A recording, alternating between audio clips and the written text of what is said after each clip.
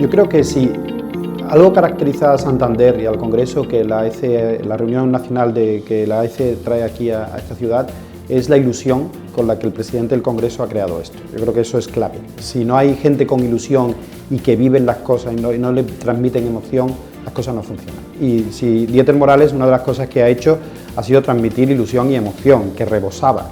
Y eso se nota en el programa, se nota en la comunicación que ha habido, en cómo se ha expandido la imagen de la ECE a nivel nacional, y que venga gente a conocer esa ilusión que se ha puesto, que se transmite posteriormente en buena ciencia que llega a los cirujanos. Yo creo que esa es la clave.